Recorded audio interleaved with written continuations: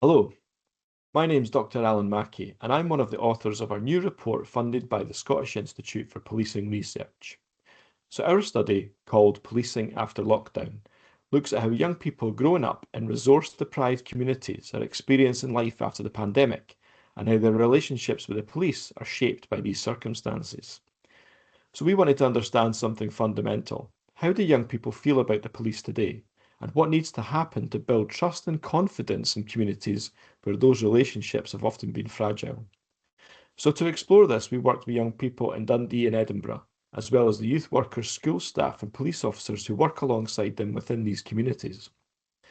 What we found is that many young people are growing up with the pressures of poverty, instability, and trauma woven into their everyday lives.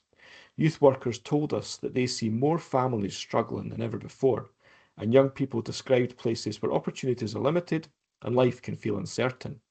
So, within that reality, relationships with the police can be difficult. Some young people told us that they don't know their local officers at all. Others described fear or mistrust, or a sense that officers were present in the community but not connected to them. But we also heard something powerful. When officers do take the time to speak with young people, when they show consistency, fairness, and genuine interest, young people do notice.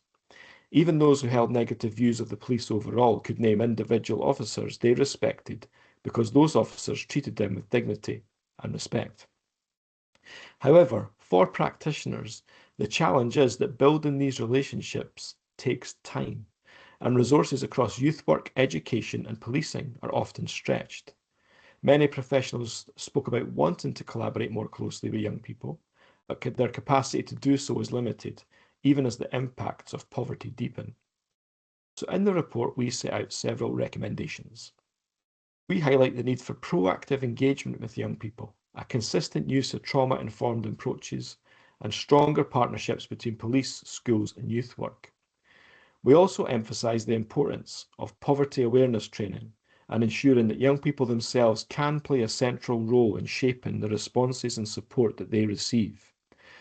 Because at the heart of all this is a simple truth, and that is that trust is relational. Young people in these communities show huge resilience and pride, even amid significant challenges. When policing meets them with understanding, respect, and consistency, it can have a meaningful impact on their sense of safety and belonging. So I hope you'll take the time to read the full report and join us in thinking about how we can all work together to build stronger, fairer relationships between young people and the police. Thanks for watching.